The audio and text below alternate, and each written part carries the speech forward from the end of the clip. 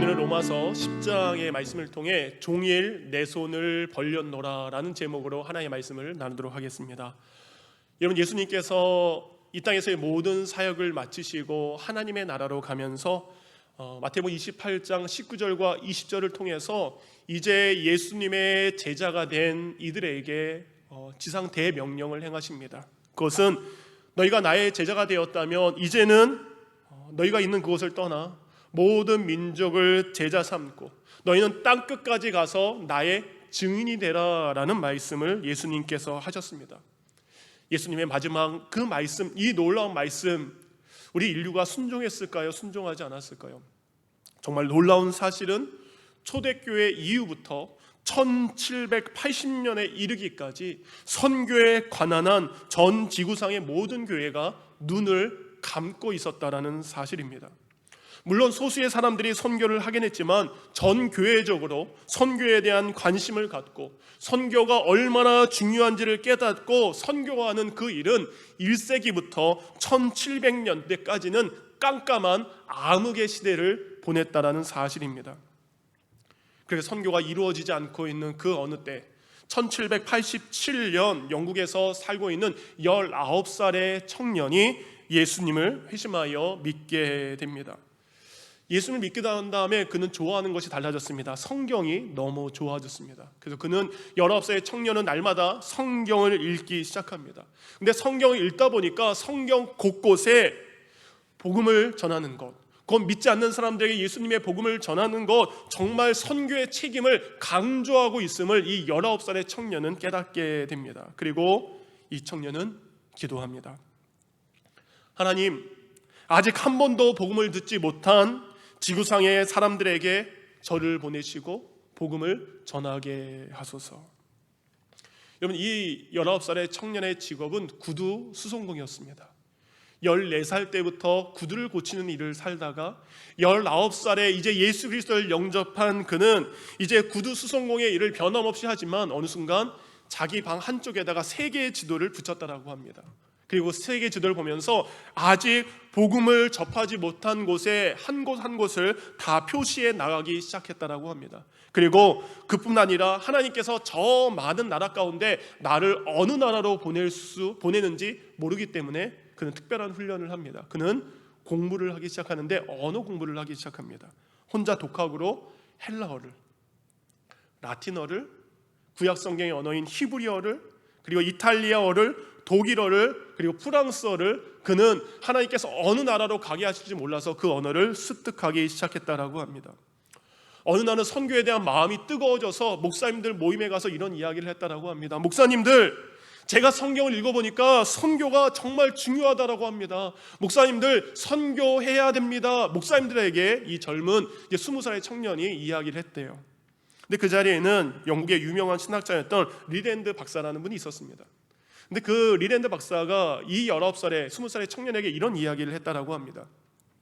젊은이, 안깨, 하나님이 이방인을 구원하기를 원하신다면 자네가 없이도 얼마든지 할 수 있어. 이 야단을 치셨다라는 거예요. 그런데 이 젊은이는 자리에 앉으면서 이런 이야기를 했다라고 합니다.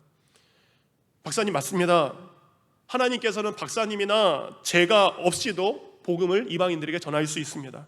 그러나 제가 믿는 하나님은 박사님과 제가 그 복음의 일을 전하는 것을 원하고 계십니다. 이렇게 주위 사람들의 핀잔, 때로는 문관심이 있음에도 불구하고 이 청년은 22살이 된 3년 뒤 22살이 되었을 때 어떻게 하면 이방 사람들에게 복음을 전할 수 있을까 책을 기록하게 됩니다. 그 책의 제목이 이렇습니다. 원래는 더 긴데 제가 좀 줄였습니다. 이교도들을 회심시키기 위한 그리스도인들의 의무. 곧 믿지 않는 사람들을 회심시키기 위해서 우리 그리스도인들이 무엇을 해야 되는지 그것을 22살의 청년이 기록하게 됩니다. 그리고 마침내 그는 1788년 26살에 영국의 침례교 목사가 됩니다.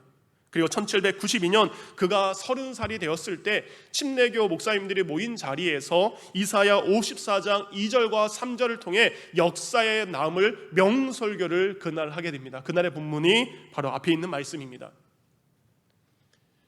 내 장막터를 넓히며 내 처소의 휘장을 아끼지 말고 널리 펴되 너의 줄을 길게 하며 너의 말뚝을 견고히 할지어다. 이는 내가 좌우로 퍼지며 내 자손은 열방을 얻으며 황폐한 성읍들을 사람 살 것이 되게 할 것이라. 아멘. 너의 지경을 넓혀라. 너의 땅을 넓혀라. 너의 줄을 넓혀라. 너의 말뚝을 견고해라. 왜냐하면 황폐한 사람들이 살고 있는 그곳이 사람 사는 곳으로 바꿔야 하기 때문입니다. 그는 이 설교를 하면서 다음과 같은 메시지를 같은 목사님들에게 전했다라고 합니다. 그 말씀은 바로 이것입니다. 하나님을 위해 위대한 일을 시도하라. 그리고 하나님으로부터 위대한 것을 기대하라. 우리 다 같이 한번 함께 읽겠습니다. 시작. 하나님을 위해 위대한 일을 시도하라. 그리고 하나님으로부터 위대한 것을 기도하라. 이렇게 하나님을 위해 위대한 일을 기대하고 위대한 일을 시도한 사람은 바로 선교사 윌리엄 캐리입니다. 이 설교를 통해서 윌리엄 캐리의 이 설교를 통해서 세계 최초의 선교단체가 조직하게 되는데 그 단체의 이름이 이렇습니다. 침례교 이교도 복음 전파 협회. 침례교회로서 이교도들에게 복음을 전하는 복음 전파 협회가 세계 최초의 선교 단체가 조직하게 됩니다. 그리고 윌리엄 캐리는 그로부터 2년 뒤 32살이 되던 해 이 선교 단체의 파송으로 인도에 선교사로 가서 평생을 인도의 선교사로 헌신을 하게 됩니다. 여러분, 왜 윌리엄 캐리가 그토록 자신의 일생을 선교에 헌신했을까? 오늘 사도 바울이 그 이유를 본문 로마서 10장 12절에 이렇게 설명을 하고 있습니다. 현대인의 성경입니다. 유대인과 이방인 사이에 차별이 없습니다. 그것은 주님께서 모든 사람의 주님이 되셔서 자기 이름을 부르는 모든 사람에게 넘치는 복을 주시기 때문입니다. 여러분, 예수님께서 유대인이나 헬라인이나 영국 사람이나 인도 사람이나 예수님의 이름을 부르는 모든 사람들에게 주가 되셔서 주님을 부르는 그들에게 복을 주신다. 그들의 인생을 부유하게 하신다. 곧 구원의 복과 풍성한 은혜를 주시기 때문에 윌리엄 캐리 선교사님은 오늘 사도 바울은 많은 사람들에게 예수 믿으면 받은 이 놀라운 복을 전하고 싶은 뜨거운 열정이 있었기에 오늘 사도 바울은, 오늘 윌리엄 캐리는 선교에 평생 헌신하고 있는 것입니다. 여러분, 예수 그리스도를 구주와 주님으로 믿고 시인하며 그리고 주님의 이름을 부르는 모든 사람들에게는 여러분 이 세상 사람들 그리고 이 세상이 줄 수 없는 가장 비교할 수 있는 놀라운 복을 받기 때문입니다. 우리가 예수님을 전하는 이유는 하나입니다. 예수 믿으니까 내가 너무 큰 복을 받았어요. 예수님을 믿는 사람들에겐 정말 놀라운 은혜가 있습니다. 당신도 이 복 받고 당신도 이 은혜를 누리세요. 이것이 선교고 이것이 전도입니다. 13절, 그래서 바울은 이렇게 이야기합니다. 누구든지 주의 이름을 부르는 자는 구원을 받으리라. 여러분, 누구든지 주의 이름을 부르는 사람은 그 풍성한 은혜와 구원의 복을 받기 때문에 사도 바울과 윌리엄 캐리는 그 순간 믿지 않는 사람들에게 이 복음을 전하는 사명을 끝까지 순종해서 죽는 그 순간까지 감당한 것입니다. 물론 얼굴이 다릅니다. 문화가 다릅니다. 환경이 다릅니다. 수많은 것이 다르지만 그 사람이 예수님의 이름을 부르면 누구든지 영원한 복을 받기 때문에 윌리엄 캐리는 그 복을 들고 지금 인도를 향한 배에 그의 몸을 싣게 된 것입니다. 왜 그가 인도로 가는 배를 몸을 실었습니까? 아무리 좋은 복이라도, 예수님 안에 어떤 놀라운 복이 있더라도 그 복이 그 사람에게 전해지지 않으면 그 복이 그 사람에게 임하지 않기 때문입니다. 14절입니다. 그런즉 그들이 믿지 아니하는 이를 어찌 부르리요? 듣지도 못한 이를 어찌 믿으리요? 전파하는 자가 없이 어찌 들으리요? 여러분, 쉬운 성경은 이것을 참 잘 번역을 했습니다. 이렇게 번역을 했습니다. 그런데 생각해 보십시오. 주님을 믿지 않는다면 그들이 어떻게 주님을 부를 수 있겠습니까? 또 주님의 이름을 한 번도 들어본 적이 없는데 어떻게 주님을 믿을 수 있겠습니까? 또 누군가가 주님에 대해서 전하는 사람이 없다면 그들이 어떻게 들을 수 있겠습니까? 이스라엘 백성이나 이방인이나 영국 사람이나 인도 사람이나 이 땅에 오신 예수님의 이름을 듣지 못했는데, 그 이름을 부르지 못했는데 어떻게 구원받습니까? 전하는 이가 있어야 그 복을 받고 예수님 믿고 구원받는 거 아닙니까? 그건 누군가가 전해야 누군가가 들을 수 있습니다. 누군가가 전해야 누군가가 믿을 수 있습니다. 누군가가 전해야 누군가가 믿고 그가 예수님을 주님이라 고백할 수 있습니다. 그래서 17절도 이렇게 말씀하고 있습니다. 그러므로 믿음은 들음에서 나며 들음은 그리스도의 말씀으로 말미암음이니라. 곧 예수 그리스도의 말씀을 듣는 것, 곧 누군가가 예수 그리스도의 말씀을 전해줘야 그가 믿음이 생긴다는 말씀입니다. 곧 전하는 자가 있어야 믿음이 생길 수 있고 전하는 자가 있어야 구원을 받을 수 있다는 겁니다. 하나님께서 어떻게 하셨을까요? 그래서 하나님은 구약시대부터 지금까지 믿음의 소리를 들을 수 있도록 수많은 믿음의 사람들을 보내주셨습니다. 하나님께서는 이스라엘 백성들을 구원하기 위해서 수많은 선지자들을 이스라엘 백성들에게 보내주셨습니다. 이방인들에게, 유럽에 살고 있는, 아시아에 살고 있는 이방인들에게 복음을 전하기 위해서 사도 바울을 보내주셨습니다. 인도에 살고 있는 수많은 사람들에게 복음을 전하기 위해서 윌리엄 캐리를 보내셨습니다. 우리의 조선, 우리의 한국을 구원하기 위해서 수많은 선교사님들을 한국에 보내주셨습니다. 15절 말씀 이렇게 이야기합니다. 기록된 바 아름답도다 좋은 소식을 전하는 자들의 발이여 함과 같으니라. 하나님께서는 이스라엘 백성들이, 인도의 사람들이, 그리고 조선의 사람들이, 이 땅에 있는 수많은 사람들과 불신자들이 계속해서 듣고 계속해서 보고 계속해서 믿을 수 있도록 하나님의 사람을 예전에도 보내셨고 지금도 선교사님들을 보내고 앞으로도 수많은 이들이 선교지를 향하여 가는 줄 믿습니다. 여러분, 잊지 말아야 될 것은 우리가 지금 예배드리고 있잖아요. 예배드리고 있는 우리도 아름다운 구원의 소식을 전했던 누군가의 발걸음이 내게 왔기 때문에 우리가 지금 가정에서 이곳에서 예배드리는 것입니다. 나 홀로 이곳에서 예배드리는 것이 아니라 누군가의 아름다운 발걸음이 나에까지 미쳤기 때문에 그가 전해준 믿음의 놀라운 복음의 기쁜 소식이 있었기에 우리가 예배드리고 있는 줄 믿습니다. 제가 고등학교 때 방학이 되면 새벽 예배를 좀 다녔습니다. 근데 새벽 예배 갈 때마다 한 여자 집사님께서 기도하는 아주 특별한 모습을 좀 보게 되었습니다. 전에도 한번 이 이야기를 좀 드렸던 적이 있습니다. 여러분, 이 여자 집사님은 교회 여선교 회장을 할 정도로 교회에 충성을 하셨던 분이에요. 그리고 기도도 새벽 예배도 빠지지 않고 정말 나오셔서 기도 열심히 하시는 분입니다. 근데 문제는 남편이 예수님을 안 믿어요. 남편이 교회를 다니지 않습니다. 그러니까 이 남편분이 믿는 신앙생활 열심히 하는 이 아내를 얼마나 핍박을 했는지. 그런데 이분은 그 새벽마다 남편을 위해 기도하기 시작합니다. 그래서 이 집사님은요, 새벽에 교회에 올 때마다 꼭 남편의 무엇인가를 챙겨오기 시작했습니다. 그것은 바로 남편분의 신발이었습니다. 남편의 신발을 옆에 두고 예배를 드려요. 그리고 목사님의 설교가 끝나면 그 남편의 냄새나는 그 신발을 가슴에 꼭 껴안고 이렇게 기도했습니다. 제가 정말 들었어요. 하나님, 지금은 신발만 왔지만 나중에는 이 신발 주인도 와서 예배드리게 해주세요. 날마다 신발을 껴안고 기도했던 그 여자 집사님의 모습을 제가 기억합니다. 여러분, 그 남편 집사님 교회 나오셨을까요? 안 나오셨을까요? 교회 나오셔서 믿음의 신실한 일꾼이 되셨습니다. 여러분, 그분이 믿음의 신실한 일꾼이 될 수 있었던 것은 새벽마다 자신의 신발을 끊고 끌어안고 기도했던 아내의 기도가 있었기 때문입니다.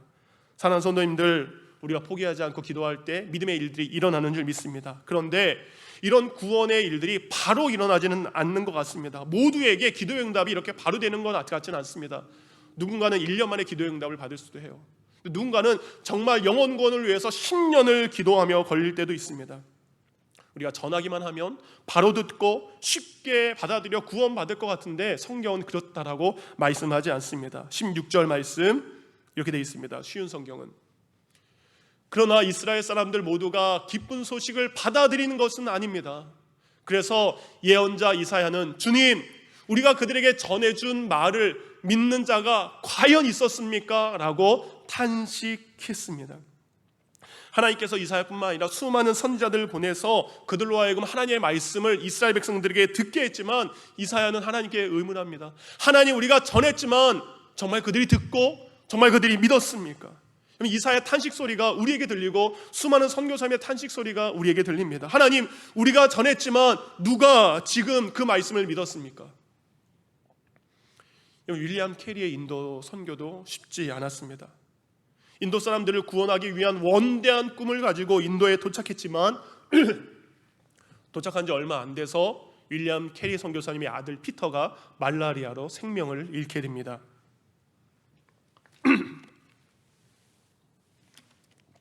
더 아픈 소식은 아들을 잃은 그 사모님이 그 충격으로 정신질환을 앓게 되었다고 합니다. 엎친 데 덮친 격으로 경제적인 어려움까지 찾아오기 시작했습니다. 선교사임에도 불구하고 인도에 있는 벵갈 지역의 염색 공장에 취직해서 힘든 공장 일을 하면서 윌리엄 캐리 선교사님은 변함없이 복음을 전했습니다. 하지만 우리 윌리엄 캐리 선교사님이 인도에 와서 7년이란 시간 동안 그렇게 복음을 전했지만 7년 동안 단 한 명의 인도 사람도 하나님의 품으로 돌아오게 하지 못했습니다.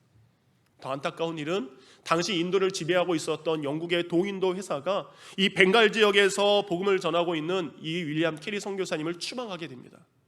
7년 동안 눈물과 땀을 흘렸던 그 선교지에서 추방돼서 인도의 다른 지역이었던 세람푸르 지역으로 강제로 선교지를 옮겨야만 했습니다.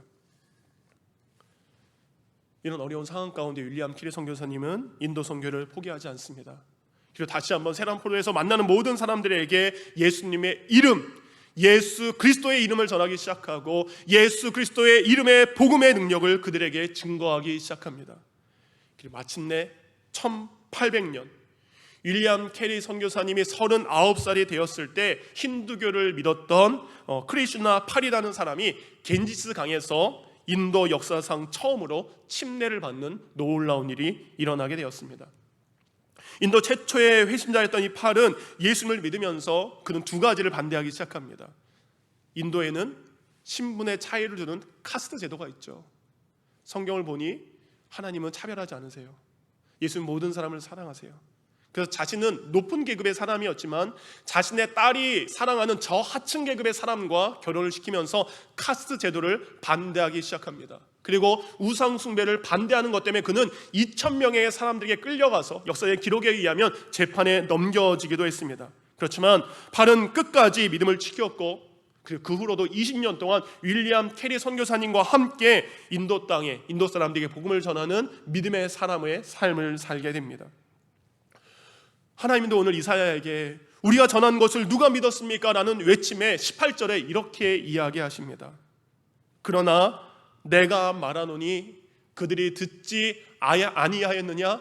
그렇지 아니하니.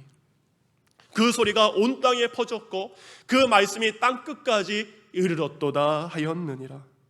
여러분, 하나님께서 좋은 소식을 전하게 했던 그 아름다운 사람들의 발걸음이 닿는 곳마다 기쁜 소식이 온 땅에 퍼졌다는 겁니다.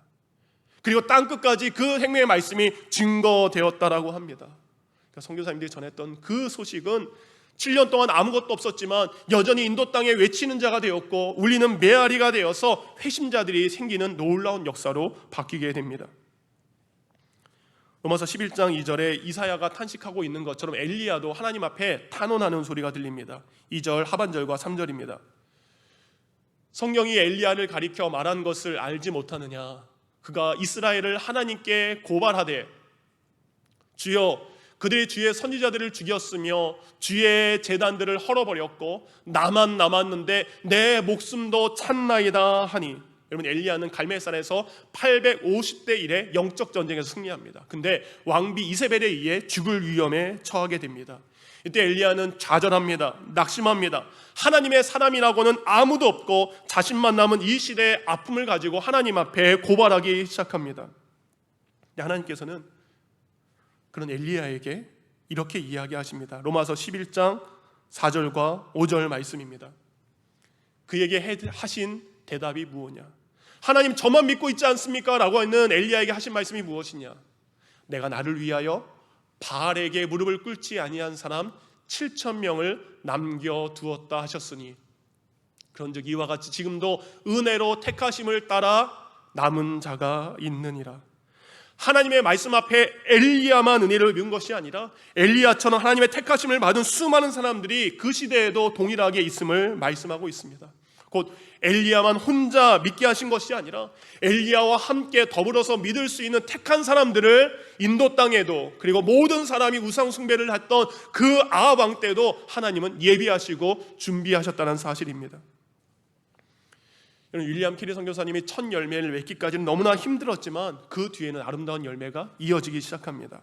인도 최초의 회심자였던 팔과 더불어서 그 후에 600명의 사람들이 겐지스강에서 침례를 받게 됩니다. 1814년까지 인도에 20개의 교회가 세워지고 수천 명의 사람들이 하나님 앞에 예배하는 놀라운 일들이 인도 땅에 일어나게 됩니다. 윌리엄 캐리는 언어의 달란트가 있었습니다. 그래서 윌리엄 캐리는 처음에 갔던 벵갈 지역의 언어를 성경으로 번역했습니다. 그리고 그 다음 갔던 세람포드 지역의 언어를 성경으로 번역하기 시작합니다. 그렇게 인도의 수많은 지방의 언어와 그리고 중국어 성경, 미얀마 성경, 그리고 말레이 말로 된 성경, 그래서 그는 하나님의 부름 받을 때까지 총 44개의 언어를 성경으로 번역을 하게 됩니다. 그리고 1818년 아시아 최초로 학위를 주는 세럼포드의 대학을 세우게 되는 것입니다. 그는 그 대학을 세워서 30년 동안 학생들에게 복음을 가르쳤고, 그리고 73세에 하나님의 부르심을 받아 자신이 세운 세럼포드 대학의 안장이 되었다라고 합니다. 여러분, 윌리엄 캐리는 그가 설교한 대로 하나님을 위한 위대한 일을 기대했고, 하나님을 위한 위대한 일을 시도했고, 그 위대한 일을 이룬 것을 알 수 있습니다. 2016년 미국의 크리스찬 투데이에서 놀라운 인도의 기독교라는 기사가 실렸습니다. 1980년 이 델리의 목회자를 양성하는 곳에 신학생이 100명이었다고 합니다. 근데 2015년에 100명이었던 그 신학생 목회자의 숫자가 자그마치 7,600명으로 증가가 되었다고 합니다. 그리고 인도에는 미국의 바이블 벨트처럼 인도의 중앙을 가르는 곳에 바이블 벨트 지역이 새롭게 생겨났다고 합니다. 더욱더 놀라운 것은 인도의 기독교를 믿는 사람들, 인도의 크리스찬의 숫자가 세계에서 8번째로 많은데 그 숫자가 자그마치 7천만 명이라는 것입니다.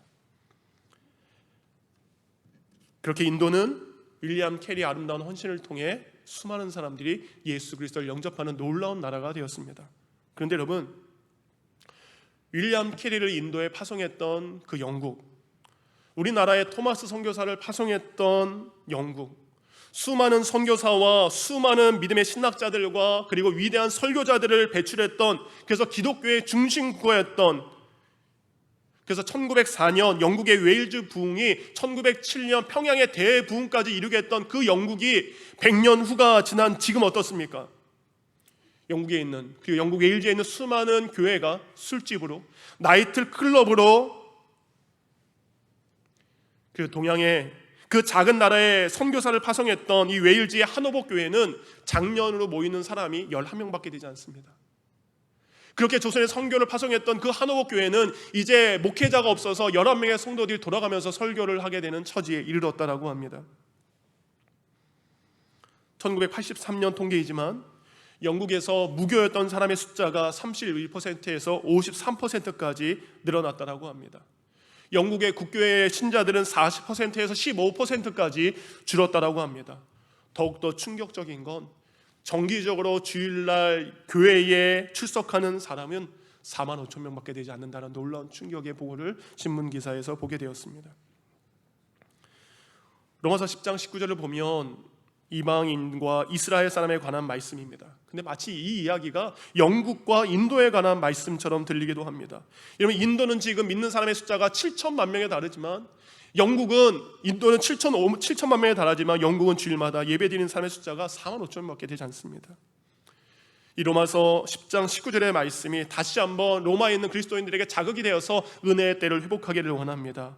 로마서 10장 19절입니다. 내가 백성 아닌 자로서 너희를 시기하게 하며 미련한 백성으로서 너희를 노엽게 하리라 하였고. 여러분, 당시 영국 사람에게 인도 사람은 미련한 사람들이었습니다. 당시 아름다운 기독교 문화가 있었던 영국 사람들에게 저 인도 사람들은 정말로 보잘것없는 사람들이었습니다. 그런데 그 상황이 역전된 것입니다. 여러분, 예수 그리스도를 믿는 유대인들을 메시아닉 주라고 이야기를 합니다. 여러분, 현재 이스라엘 땅에 예수님을 믿는 유대인들의 숫자가 한 3만 명 정도 된다라고 합니다.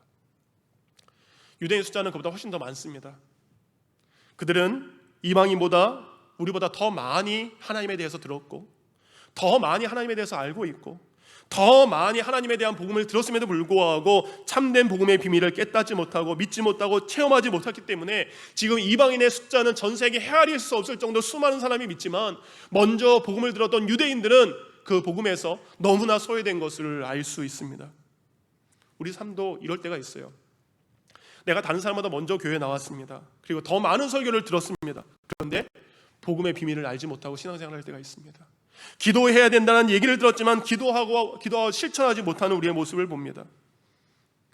우리가 복음을 자랑스럽게 전하지 못하기 때문에 나보다 늦게 나온, 나보다 예수님 믿은 지 얼마 안 된 사람보다 오히려 우리의 믿음이 뒤처져 있는 경우가 너무나 많다는 겁니다. 왜 이렇게 영국 교회가 몰락했을까? 많은 사람들이 연구할 때 몇 가지의 공통점을 발견했다라고 합니다.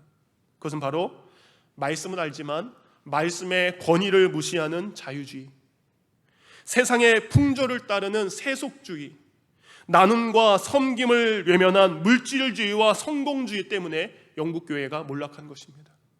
말씀은 알지만 말씀을 우선으로 여기지 않으면, 말씀은 알지만 말씀대로 살지 않고 돈을 따라 살았던 영국 교회와 영국 교회 성도들은 지금 실패하고 말았고, 이스라엘 백성들도 실패하고 말았다는 거죠. 이스라엘 백성들에게 하나님이 주신 예배가 있었습니다. 언약이 있었습니다. 율법이 있었습니다. 그러나 그들은 예배가 있음에도 불구하고 신령과 진정으로 예배하지 않았습니다. 언약이 있었지만 언약에 불순종했습니다. 하나님과 약속이 있었지만 하나님과 약속을 깼기 때문에 하나님의 아들 예수 그리스도가 그들 땅에 왔지만, 그들에게 모습을 보여줬지만 그들은 예수 그리스도를 거부하는 사람이 되었습니다. 오늘 본문의 말씀은 간단하게 이겁니다. 바울이 유대인들에게 예수 믿으세요라고 이야기하는 거예요. 유대인들이 이야기합니다. 전해줘야 듣죠. 나 예수 몰라요 라고 이야기하자 바울은 옛날부터 수많은 선지자를 통해서 예수 그리스도의 복음을 당신들에게 이미 들려줬습니다. 보십시오. 저 이방인들은 당신들보다 덜 들었습니다. 저 이방인들은 당신들보다 하나님에 대한 아는 지식이 더 적습니다. 그럼에도 불구하고 그들은 지금 믿고 있지 않습니까? 먼저 믿는 유대인들이와 당신들은 뭐 하는 것입니까? 근데 여러분, 여기에 반전이 있습니다. 유대인들이 그렇다면 그들의 잘못 때문에 벌 받아야 되잖아요. 심판 받아야 되잖아요. 근데 너무나 감사한 것은 로마서 10장이 21절 말씀으로 끝난다는 사실입니다. 우리 로마서 10장 21절 말씀 다 같이 읽겠습니다. 우리를 향한 말씀이기도 합니다. 시작. 이스라엘에 대하여 이르되 순종하지 아니하고 거슬러 말하는 백성에게 내가 종일 내 손을 벌렸노라 하였느니라. 아멘. 이스라엘 백성이 복음을 듣고 그 말씀을 알면서도 불구하고 복음에 순종하지 않았습니다. 물론 우리가 전한 예수 그리스도의 복음을 누군가는 들었지만 아직 그가 예수 그리스도에 순종하지 않았습니다. 따라서 여러분, 이스라엘 백성들이 지금 믿지 않는 것은 하나님의 잘못이 아니라 믿지 않는 그들의 잘못이고 그들의 책임이기도 합니다. 그럼에도 불구하고 하나님은 그들을 향해서 이렇게 이야기합니다. 여전히 나를 거역하고 여전히 나를 반역하는 너희들에게 나는 종일토록 내 손을 내밀고 있느니라. 그 못된 이스라엘 백성들에게, 그 못된 우리에게 하나님은 포기하지 않으십니다. 그 하나님의 마음을 이사야 65장 2절에 이렇게 기록을 하고 있습니다. 제멋대로 가며 악한 길로 가는 반역하는 저 백성을 맞이하려고 내가 종일 팔을 벌리고 있었다. 사랑스러운 백성을 안기 위해서가 아니라, 순종하는 백성들을 안기 위해서가 아니라, 여전히 반역하고 여전히 거역하고 있는 저 백성들을 향해서 하나님은 여전히 우리에게 손을 내밀고 계십니다. 그러기에 하나님은 신실하십니다. 하나님은 우리가 전도하는 그분에게 하나님은 여전히 신실하십니다. 우리 사람은 어떻습니까? 다른 사람이 내게 어떻게 행동하는 거, 다른 사람이 내게 어떻게 대하는 말에 따라서 나의 행동도 달라지고요, 나의 말도 달라집니다. 잘해주면 나 잘해주고 싶고, 별로 안 좋아지면 나도 별로 안 좋아지는 말이 나갑니다. 우리는 그렇게 신실하지 않습니다. 우리는 변합니다. 그러나 하나님은 신실하십니다. 변화하는 하나님은 우리를 지금도 사랑하셔서 이스라엘 백성을 향해서, 이방인들을 향해서, 믿지 않는 사람들을 향해서 손을 내밀고 계십니다. 성령의 역사는 바로 이것입니다. 성경에 기록된 인간의 역사는 끊임없이 불순종하는 역사입니다. 그러나 동시에 그럼에도 불구하고 우리를 포기하지 않는 하나님의 신실한 사랑의 역사이기도 합니다. 곧 성경의 역사는 인간의 불순종의 역사이기도 하지만 그 불순종한 인간들을 끝까지 참고 기다리시는 신실하신 하나님의 사랑의 이야기가 우리가 읽는 성경 말씀입니다. 그렇게 사랑하는 성도님들, 지금도 나를 향해서, 지금도 우리가 전도하는 그를 향해서, 그리고 수많은 사람들 향해서 그들을 주님 품으로 인도하기를 원하시는 그분의 손을 잡고 그분 품으로 우리가 가기를 원합니다.